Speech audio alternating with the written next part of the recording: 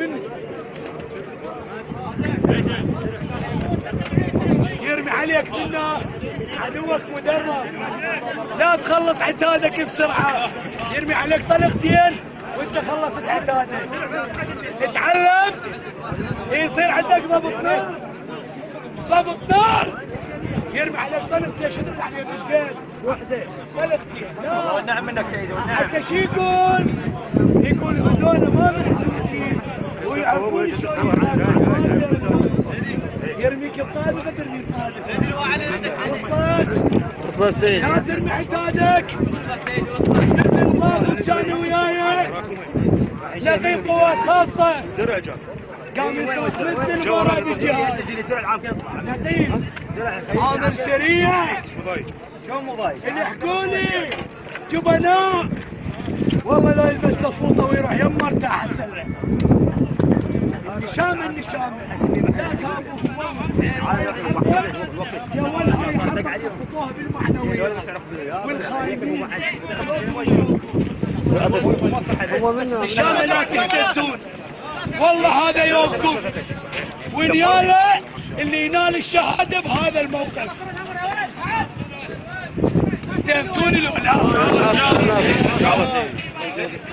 ابطال ابطال ان شاء الله ان شاء الله سيدي.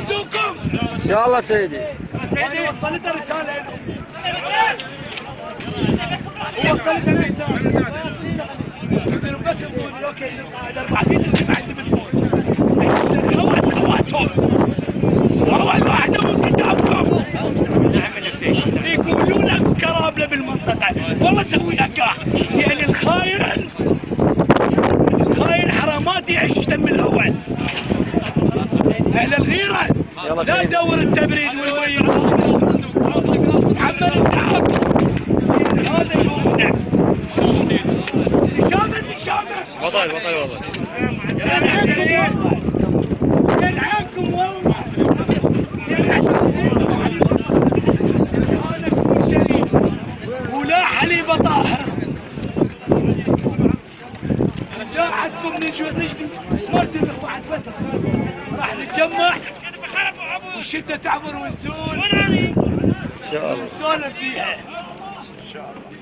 تآمروا عليك ويا البره، لو بخير البره كان لزم حدوده وما عبر علي الارهابيه. يا ولد ابن البلد مو انت عراقي، لك مو انت ماكل وشارب من قاعد هاي. لك شو تتعاون وجهي معك.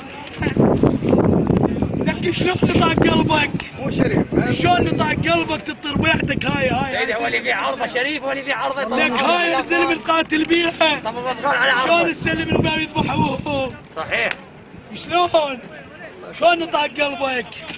لك اخوتي ما يهزونا. ان شاء الله ان شاء الله. النشامه لك والله النصر إلنا. يا ولوا اهل البيت ويانا. تعرفون شنو اهل البيت ويانا؟ والله اريدكم غيرة العباس. ان شاء الله. من وقف لاخو حسين غيرها ما نريد. فهمتوني؟ ان شاء الله ان شاء الله سيدي.